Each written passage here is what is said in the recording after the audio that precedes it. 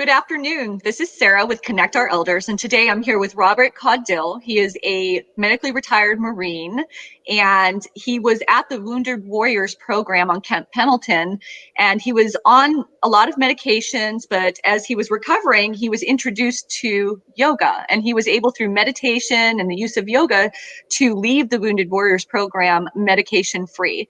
Another announcement that I want to make also is that Robert believes in the vision of Connect Our Elders and also the nonprofit Vets for Elders. And so beginning next week, every Wednesday, he's going to be offering virtual yoga.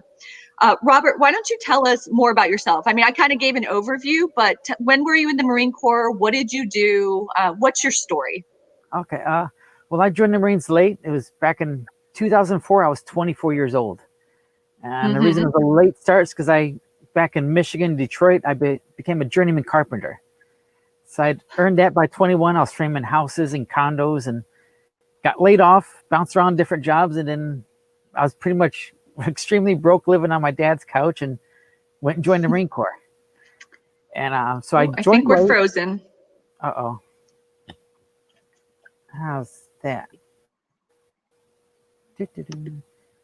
See, I'll go to...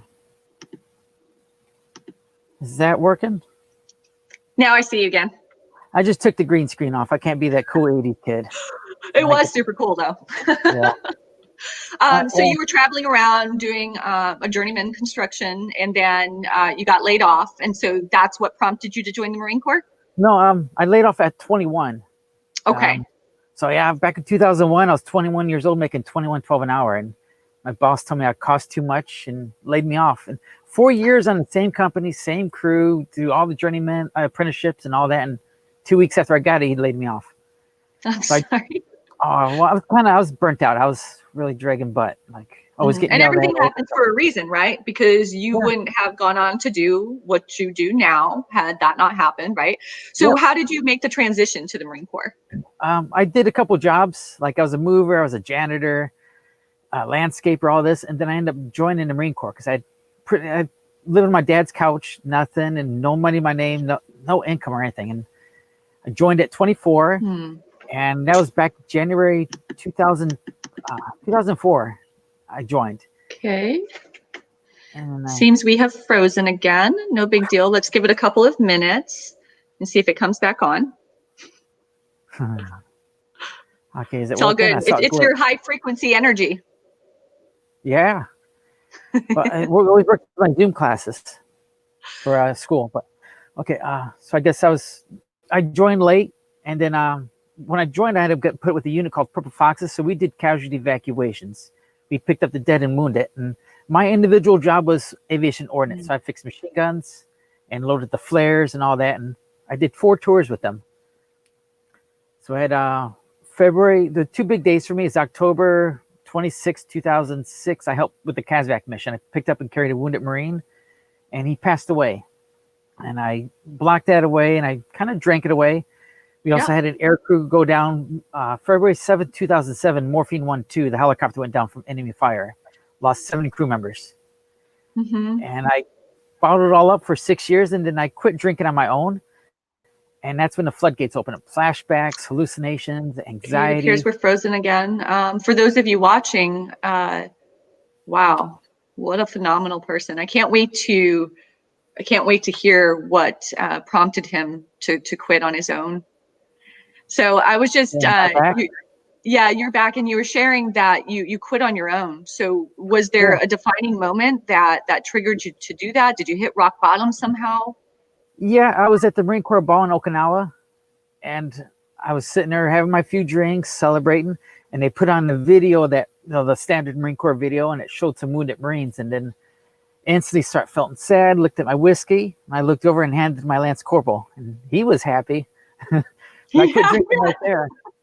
And it was about, I think, 7 days. And then that's when I had my first flashback, where it was the most vivid thing. And mine used to be so bad that from carrying that wounded Marine, my hands were bloody. And I could see blood on my hands 6 years later. If I touched the wall, my handprint would be on the wall and blood be running down. If I touched my face, it'd be on my face. I would see him like crazy. So they got sent to the Wounded Warriors. And I spent a year and a half with them. and that's where I met. Mm-hmm, mm-hmm, I was mm-hmm. 8 pills a day. So while we're waiting for Robert to come back, the story that he's telling, his experience that he's sharing with us, it reminds me of a client that I've helped through Connect Our Elders. That it didn't used to be. Um, it's all All good. right. Stand with us. Stay with us, people. Okay. So I was How's that? sharing. So thank you for sharing your experience Okay. with me and the audience. And so I was sharing with the audience that what you were describing reminds me of a client that I've helped through Connect Our Elders that had never talked about his experiences in Korea, and then he was in Korea and Vietnam. Never talked about the experiences, and then all of a sudden he developed dementia and he could no longer control his mind, and so he started having these hallucinations, and uh, he ended up having to go to a skilled nursing facility, but he thought that he had been captured by the enemy Oh because in wow. his mind with the dementia that felt very real, and it was traumatic for him to relive that experience. So getting back to you though, your experience in talking about the hallucinations reminded me of this. He kept saying that he had to report in, or he had to go get his buddy, or he was captured by the enemy. I mean, and it was a very real experience for him. Oh yeah. So you ended up going to Wounded Warriors because of those hallucinations, right? And so Yeah. then it sounds like they put you on some medications. Yeah.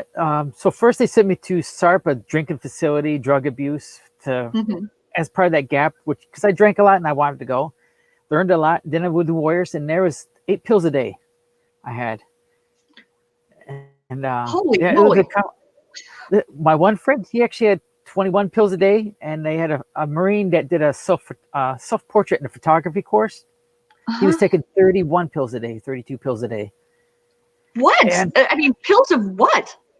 your pain. So I was on gabapentin. That's a nerve pain, which was for my sleep and nightmares. It stopped my nightmares, and they put me on plethora of anxiety meds and antidepressants, and then I would have pain pills. And it was a joke that we'd come out in the morning, be a little huddle, and we'd hold your hand out, and whoever had the most pills won the day. And we'd be like, "Oh, I got 8," and he's like, "Oh, I got 12," and like, "Oh, I got 15," and we'd all be Wow. cracking up and laughing and naming what your pills were. So I Wow. one day I was going down the street and I saw this a building had this big old rainbow bullseye, and I pulled over quick because I saw the lady out front. And I walked in and asked her, "What is this?" She goes, "It's meditation. Come on in." And I thought it was the tree hugging hippie stuff. Didn't believe in it. Like I went in and they had all the singing bowls and the gongs, and they played the didgeridoos and the flutes and all the magical things. But so super nervous, I was pacing, and I finally lay down on the ground, and they put the bowls around me, and they had the room full of people. And when they got to me, I had the craziest hallucination. I knew I was hallucinating, but I was on my back, and this black smoke was coming out my mouth and going up in the air, and it was swirling around. There was these evil faces in it, like screeching and fighting. And then I knew it was hallucinating, so I didn't freak out. And then when it was all over, the class was done. I went and asked her, "Go, what was that?" And she goes, "That was the evil leaving you, the bad leaving you." And that's when I fully devoted myself to So them. it sounds like what he's describing is that, the personal demons that we can all carry with the traumatic experiences that we've had in life, whether it be traumatic experiences from childhood, from relationships, or from the military. I was just sharing with the audience, Robert, as Mhm. that it sounds like what you were describing is that we all can carry these demons, these personal demons from Mhm. traumatic experiences we've had in our lives, whether it's from childhood trauma, relationship trauma, military trauma, right? And Yep. so what did the lady say when you asked her about it? Oh, she told me it was the bad leaving me. Yeah, yeah. And I was like, wow, I was like crazy. I was like, well, I saw it, I felt it. And so I went to her for 6 months, this group, 5 days a week. In exchange for doing 30 minutes setup and 30 minutes breakdown, I got the class for free, and it was $10. Nice. Yeah. And they had 5 classes a week. So we did healing touch, where you don't touch the person, but you can move the energy. And it was Yeah. crazy. I actually noticed some things. I got pretty good at it. And they were doing it to me, and they would always afraid to wake me up when I'd fall Mm-hmm, asleep. mm-hmm. Because Okay. and then So I'm not We did sure what's that. going on. It seems like we have a Oh, bad connection, but I will just be with you guys until he comes back all on. right. Well, how about this? Um, so it sounds like Robert had Yeah. he went through the the I was talking about Moving. you. So every time we freeze, I just talk about you. Hopefully that's okay. Oh, that's fine. I'm going to move closer in the house because I'm out in my little RV, my workspace, Oh, and that's the internet's awesome. bad. Where do you have your RV? Oh, it's in Carlsbad. So I bought it, and then it was a lemon. Mm-hmm. So I've had to do a bunch of work to it. Okay. And it had mold in it. So I had to tear out a bunch, redo the entire roof, redone the bathroom, the back room. Uh, Well, and the good thing is you know how to do all of this. So you didn't yes. have to pay anybody because you just do Yeah. it yourself. She's frozen. Oh, there we So I go. want, have you ever considered, I don't know if you even, want to actually do the carpentry stuff, but there's a lot of elders in need that need help with modifying their homes. Oh, my body's so tore up. I'm 100%. And I got Mm. 5 discs protruding, extruding, bulging, 2 discs with bone spurs. Oh My my shoulders are gosh. arthritic So these and are some things that I wasn't bilateral. even, for the audience listening, I'm not really sure of the physical things that's happened to Mhm. Robert. But we'll get into that in a minute once he gets back on. Okay, I'm working? Yeah, I'm you're right back. next. Okay, I'm right next to the wireless thing, so I should be good. Awesome. So you were saying, you sought out holistic healing, Yeah, through natural practices, and it sounded like that it was successful for you. You were on those yeah, pills, and it wasn't really helping you. It was more no, like a mask. And yeah. so tell us more about your healing journey. Okay, well, so I went to her for 6 months, and she's a Native American. She was a retired RN, so she Mm-hmm. overlooked me. And after 6 months, I was able to come off all medications because I was wanting to say I was on Xanax or one of the relaxed anti-anxiety ones, and I Uh-huh. was cooking one day, and all of a sudden I had this knife in my hand. I was like, this would be nice and quick. This little voice, and I was just wanting to stab my throat, and I threw the knife down. I was what the heck is that? And was writing the doctors next day and researching it. Yeah, they do cause a suicidal. Even though I didn't want to do it, it was just Mm-hmm. a little voice. So what he's talking about is how these medications can cause suicidal thoughts. I mean, is there a place for these medications? Absolutely. Do they work for Mhm. people? Absolutely. But there are instances where it doesn't work for people, and it can have serious side effects. I was talking about how those Yeah. types of medications, there's a place for them, and it works for some people, Oh but yeah, the reality is that it can have severely negative effects on some people to the point of suicide. yeah. And like even though I didn't want it, it was just a little voice I heard. And I Mm-hmm. was in the doctor's office next morning saying, "Hey, what's going on? I don't like this." And she's like, "Well, Mm-hmm. we haven't found your happy pill. Let's increase your dose."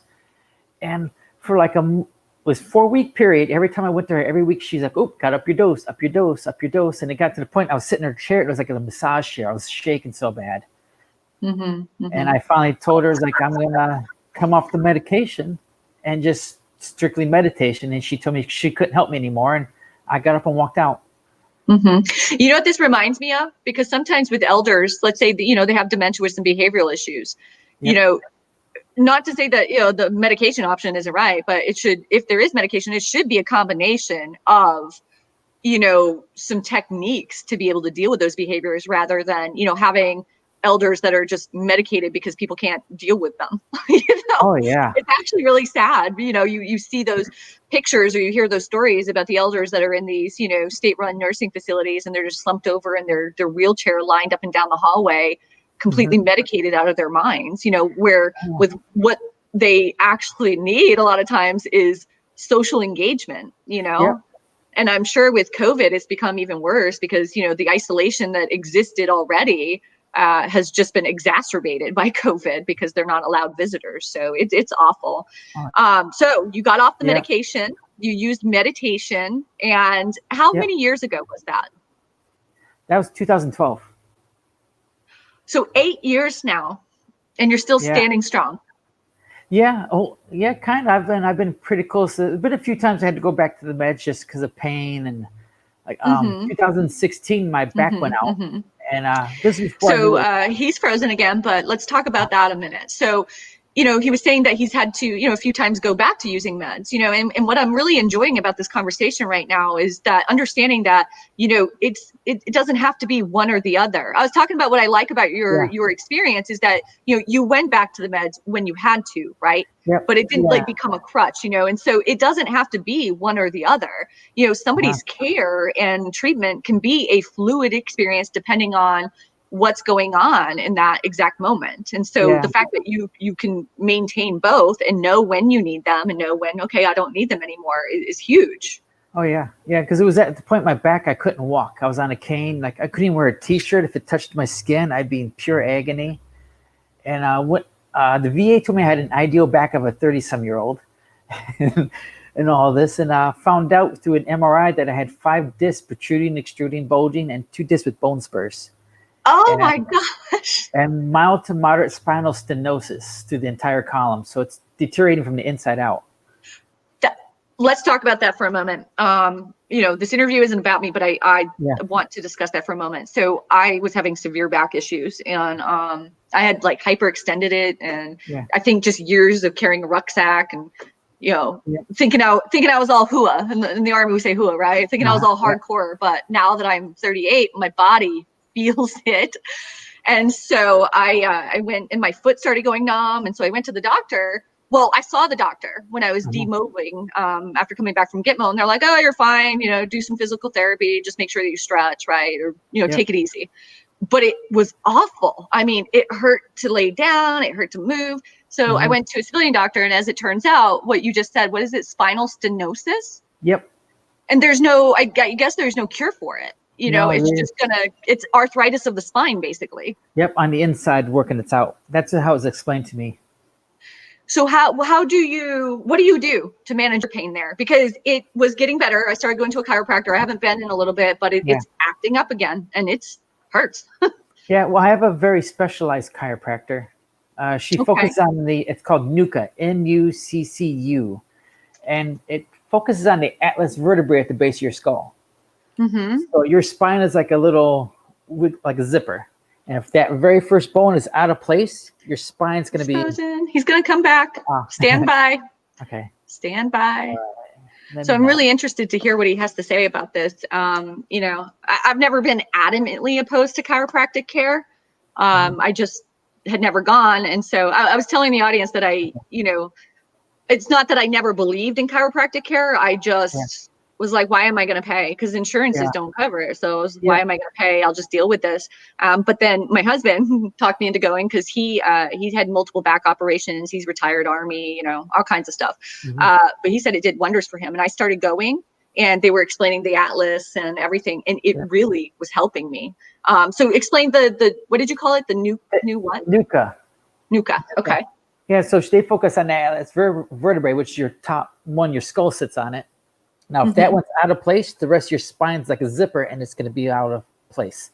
So they put it in, and when it goes in, the rest of your spine will come in place. Yeah, so I was with her for 6 months, and I remember the day she got it in, I felt it, I heard it. It was the weirdest sensation and sound.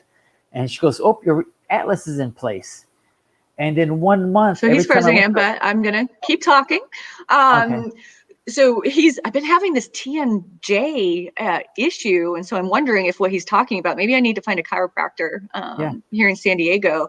I don't know if you listening have ever had TMJ. I'm talking about how I've been having this TMJ issue. And so what you're talking about that she did, I'm wondering if that would help. Yeah, because she pushes right at the bottom here, like, and you hear a little click, click, click. And sometimes she does little ones, and sometimes she digs in deep. And she got it in place, and then she told me, I felt it, I heard it, and I could sense all of it. And then she goes, "Oh, it's in." And over the month period, every week I went to her, I was off a cane less and less, and I was completely off a cane by 4 weeks. What a phenomenon! From that vertebrae getting that's. Can you send me her contact information if she's taking new clients?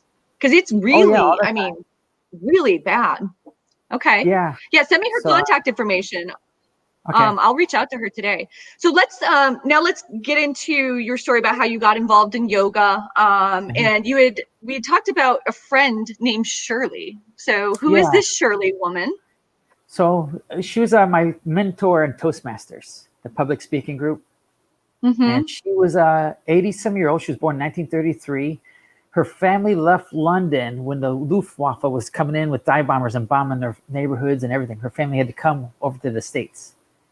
And she was living here. She became Toastmaster San Francisco. So really accomplished member. Took me under her wing. She taught me. Well, then one day she kind of disappeared. No one knew anything. And 6 months later, she came and says, "Oh, I fell, broke my hip in 2 places, and cracked some vertebrae, and been keep taking care of myself." And found out she wasn't. So I went in, and I was her personal little Marine. Like I did all the handyman work. I took her to the grocery store, took her appointments, and everything. And then my back got hurt. So then 2 other members from our club had to step in, and the 3 of us took care of her. Like one did the dog, and one did the house, preparing for her house and all that stuff. And I did all the work, like the handyman and The everything. handyman work, I'm assuming, is what he was going to say. That Yeah, is just beautiful. The fact that they collaborated, they came together for the benefit of this yeah, elderly woman to help her and give her the assistance that she needed. That's beautiful. I was just saying how beautiful it is that you and these 2 other people came together to help this elderly woman, because she yeah. otherwise, I mean, she may have continued to decline if you guys hadn't offered that support to her. And that's Oh so yeah, beautiful. And I like the fact that you didn't call yourself a caregiver. You called her yourself her little personal Marine. yeah. Because somebody she was having a bad panic attack, and that's what I calmed her down. It's like you got your own personal Marine. Like I'll beat up anyone, be standing by your side, like whatever it is. This is what they need. All of our elderly need their own little personal Marine by their side. I love that. I love that. So you guys got her, you were taking care of her. Did she improve, Yeah. or what's the rest of the story? No, she had when she was 19, her lungs collapsed from an accident. So she had lung issues and then her spine issues, and she had breast cancer. And we did some medical marijuana with her. I did with Aaron, and we got it to shrink, but unfortunately, it just wasn't enough. Her body gave out, Yeah. and she had us in Yeah. the will Yeah. where we were supposed to get what was left from her house, and it I'm not wasn't. sure. It's frozen again, but no big deal. You're here with me. So it sounds as though him and the other person that was helping to take care of this lady were trying medical marijuana. So when he comes back on, what I want to ask him is if she was doing chemo. So I was talking to the audience again. And so was she doing chemo and you guys were trying the medical marijuana at the same No. time, or had she given up on doing chemo and didn't want to do it anymore? Oh, she never did the chemo. They gave her some experimental pill that she had to take, but she didn't really like it. So we did the medical marijuana for her pain management. Uh-huh. And it Uh-huh. was Rick Simpson oil. Okay. Okay. So we would And it sounds Rick like Simpson it oil. did And, help. yeah. Well, her things shrank. The breast cancer, it shrank a bit, but all her other health things just got to her. Yeah. So Yeah. we were supposed to be in her will and get the stuff, and it wasn't going to be much. Like she was in more debt than anything, and we were doing it not expecting anything. And her twin brother came in and sued us, saying that we were manipulating her and trying to get all this stuff. And he was never part of her life. They had a big fight and fell apart. So and they're like all the times I knew her, like 4 or 5 years, they never spoke. Hmm. So we had this lawsuit and everything. It sounds like what happened in this situation is that, she was estranged from her brother. He didn't want any involvement until the end of her life, when, he somehow felt like he was entitled to getting her property. I was just saying that what the situation that you're describing, Robert, it happens more often than not, where people are estranged from family members, but then money and property can do weird things to people. All of a sudden, well, I'm Yeah, entitled to this because I'm family. And so you're yeah, saying that they got involved and they decided to attempt to sue yeah. you Or and the other people that were helping. yeah, some other claim saying like we tried to commit fraud, we were manipulating her, and we never did. And the 3 of us always stuck together, and we're like, we don't expect anything. We're doing this just because it's Shirley, because she Yeah. mentored all 3 of us. Yeah. Well, she passed, and we still haven't really got anything. It's still going through all the legal battles and stuff, but I still don't expect anything. Maybe if I'm lucky, maybe a couple grand, because her house, she owed more in her house than she had, and she had nothing in the bank, like nothing of value. Mm-hmm, mm-hmm. So do you guys have legal representation, you and these 2 other mentees of Yeah. Shirley's? Because if you need, I can provide some resources Someone around was that doing it, situation and for it's you. in the it's in the final Okay, stages. it looks like he's frozen again. No big deal. So when he comes back on, we're going to start talking about the fact that he's trained in hypnosis and how he uses that. So let's move on Okay. to, if you need resources for that situation you were just describing, get with me offline and I'm happy to connect you. Okay. So how is it that you use hypnosis? Well, I use it. I tell a story as I'm in my yoga, and hypnosis. The way version I use, there's just multiple versions, but it's always using the positive words, repetitive, and always using them to certain movements, so that when you naturally go through these movements, it's kind of ingrained into you because you have to constantly hear it, and when you hear it, your brain makes little pathways. So it's we're able to always repetitiveness. So it's not hypnosis as, because I was thinking you're hypnotizing people and then they can do whatever you want, but that it's not No. about that. It's basically positive affirmations and Yeah. creating those positive, what are they called? Neural pathways. Yeah. And sometimes I do the longer versions where I'll have them laying down and I do this really long story and I do counting down. So I get them relaxed. Darn this connection. No big deal. Okay. So when he gets back on, we'll have him go ahead and finish the story about that. And then we're going to move on and discuss how he got involved in yoga and why he got certified and what he's doing with yoga now. So I was just letting the audience know that, you know, when you came back on that we would talk about yoga classes and why you got certified.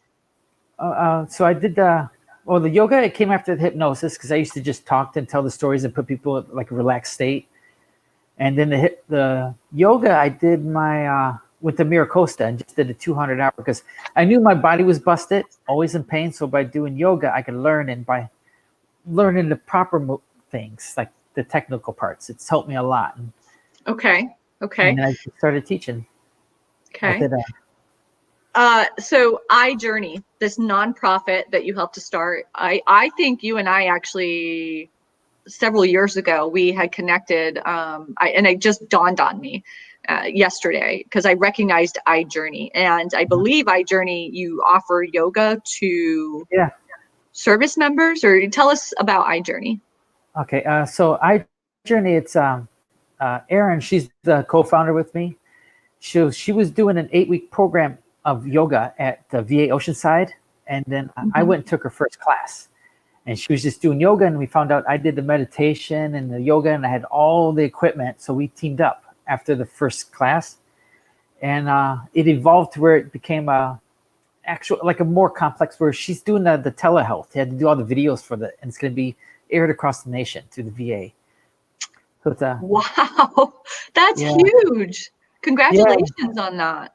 Yeah, so she does chair yoga, and it's all this really disabled, and she teaches you how to eat certain foods for your body. Like this food does this, and this one will help with pain. And like if eating too many tomatoes, you're gonna get arthritic and you're gonna be hurting. So she teaches you, okay, don't eat tomatoes, like kind of natural things. Right. And then does the yoga, chair yoga, and then does meditation. You know, the chair yoga would be so wonderful for many of these assisted living communities and skilled nursing facilities, especially now with, the increase. And so we definitely need to speak more about that. I think he's frozen again. No big deal. So it's okay. You know what? This is great. I don't mind the freezing because it's really forcing me to be ultra comfortable talking to the audience myself. That's good. So good. It's a growing experience for me. So I was talking about how chair yoga, and I think that could be ultra beneficial to elders that are in the assisted living facility or communities and the skilled nursing facilities. So we should talk about that more. Let's talk about your interest. You know, we've been connected on social media, and I noticed that you would often post in the Connect Our Elders group, you know, things about yoga and other positive things. And so what has made you take an interest in Connect Our Elders, but, you know, more importantly, in the elderly population? Well, I think Connect the Others because I got invited by someone, and it's me. Yeah, and it's our little. I noticed it's the little clique that kind of does the North County, San Diego area, all the nonprofits. So I jumped in on it and the reason I like helping the elders is just because they deserve it. If we don't, then who's going to do it? And that's kind of our jobs. And I guess wanting to be that personal Marine, you got to have service. I love that. It reminds me of something that's often said in the military, right? Like, if not me, then who, sort Yep. of, and you're taking that same mindset and philosophy to, well, if we don't help the elders, who is going to? And that is a reality there. And before I got into the elder care industry, I think I just assumed that everybody had family, everybody had Yeah. friends, and that is not the case.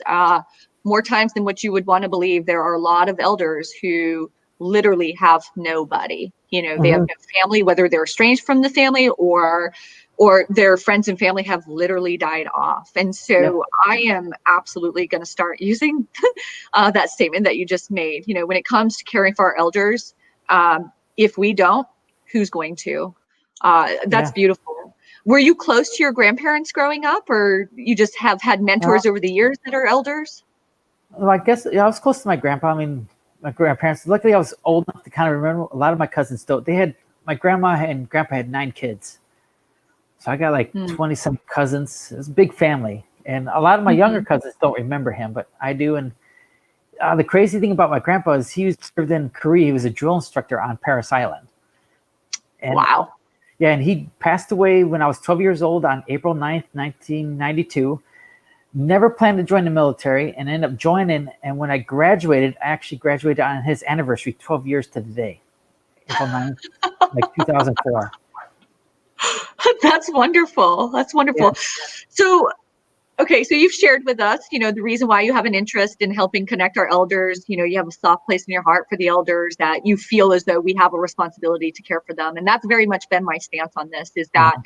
I feel such a convicted feeling that we have a responsibility to care for our elders, because they laid the foundation for the lives that we have today. Yeah. And I just am grateful to Yeah. them. And it sounds as though you and I have the same thought process along that. Now, you have offered to provide a virtual yoga class, via Connect Our Elders once per week. And Hmm. I will be pushing out that information. We'll get offline just to confirm the time and the platform Okay. and how we're going to do that. But I'm so grateful that you're willing to offer this to the elders. And I think that they're going to find it very beneficial. I think that it's going to be a way for caregivers to connect with them too. So, Yeah. maybe it's not just the elder that's doing it in their home or at the facility, but, it's something that maybe could facilitate the strengthening of relationships between the elders and, let's say, maybe even their grandchildren or their adult children. So Hmm. I'm really, really thankful for you doing this.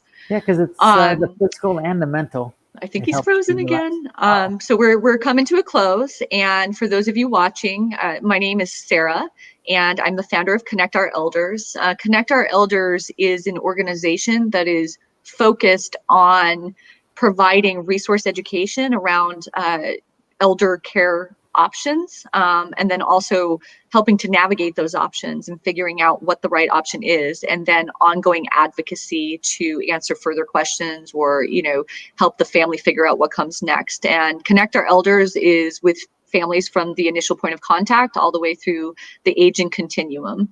Robert, how yeah. can tell us which organizations you represent and how people can get in touch with you?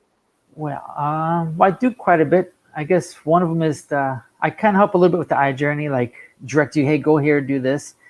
I also am a spokesman for Wounded Warrior Homes. Okay, tell us a bit more about that. So they're transitional housing for the single males, because we do Okay. slip through the cracks because everybody's the family or kids or married, and they give affordable housing. It's a sliding scale, and like Mhm. I was maxed out and I was paying $400 for a room.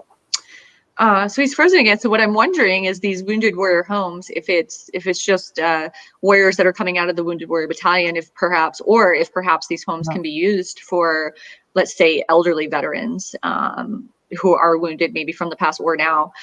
So you're talking about Yeah. the single men slip through the cracks, and so this program helps to provide housing to them on a sliding fee basis. Is that correct? Yeah. Okay. So I think you have to have a 10%. And I sent you the little chat to that chiropractor thing. Thank you. So these homes, is there an age limit, or do they Uh, take, let's say, an elder veteran who cannot find a housing option elsewhere? Ooh, that I wouldn't know. You'd have to contact them. It's usually the younger guys, but I'm sure if he met, I know they have some standards. You have to have a certain percentage, and to be able to do some stuff like for yourself. So Okay. yeah, you contact them and they'll actually tell you yay or nay. And if they can't help you, then they'll, hey, go to this person, do this and this, but they'll never just say no and turn you away. It's always something. Okay. Okay. So let's get to wrapping this up. Before we do end this interview, for those of you in the audience, Robert actually lost his dog. What was it, 3 days ago? Oh, Can you hear me, Robert? yeah. Um, Yeah, I can hear so you. Yep. yeah, so I was telling the audience that you had to part ways with your dog, and this was your service dog, correct? Yeah. It's Bravo, Canines for Warriors. Canines for Warriors. Yeah. Okay. So yeah, he was my service dog for 8 years. He lived in the Wounded Warrior Battalion barracks with me, and was at my retirement. And fortunately, cancer got him. He had Okay. yeah. So he got sprayed by a skunk and kind of went into a coughing fit, and one of the masses in his lungs ruptured, and then he was just Oh. kind of bled internally. But we Oh. got him the in-house euthanization, so they came in and. I mean, it's kind of exactly how I kind of imagined it. I was sitting there just scratching his little arm, and he just went to sleep because that was his favorite thing. Yeah. Yeah. Do you plan to get another dog soon, or are you going to take a bit of time? Kind of opportunity Hmm. because luckily for me, all the counseling and Okay. of grief and death So, with it. So speaking of dogs, yeah, so I was asking if you plan to get another dog soon, or if you're going to take a bit of time.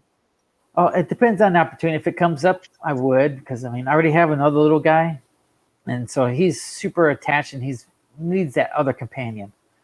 He does. Yeah, Okay. yeah, he's Okay. got worse anxiety than I do.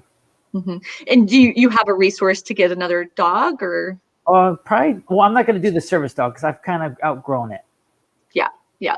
I'm Yeah. gonna. I got my last guy from the Camp Pendleton shelter. Okay. So they're a That's shoestring wonderful. budget. They have little dogs, and it helps them out a lot if you're able to do it from them. So that's what I'll probably do. Yeah. Yeah. Well, I think that that's a great plan because they need homes. Yep. It breaks my heart to think about them just sitting in the cage with no family. I Yeah. have a dog, and I mean, I've always liked dogs, but now that I have mine, I'm so attached to her. I got her, as an emotional support dog, I guess. And also because when I got home from Gitmo last September, Uh-huh. after being completely surrounded by people 24/7, and I came home, and then, when my daughter was with her dad, it just felt so quiet and so lonely that was kind of the tipping point to go get a dog. And, it was a little stressful in the beginning because I got her at 8 weeks and I could not get her to stop going back in the house. I would be so frustrated. I would take her out walking for like 30 minutes, and I swear she was just waiting until we got back inside to go. And I'm like, how do we reverse this in your brain? And so I found myself for a period of time thinking, oh my goodness, what was I thinking? But then she snapped out of it, Uh-huh. and she's sweet. She's an Australian Shepherd, so her energy level is still crazy high. But she's a lover. I mean, Yeah. she's so, my husband, on the other hand, calls her a weirdo, right? Because she is so affectionate. She wants to be Uh-huh. right on top of you and she snuggles closer. But I remind him Yep. that's exactly what I got her for. I wanted her to be that way. Oh yeah. Uh-huh. So Yeah. it really brings so much joy. I Oh think he's yeah. frozen again, y'all.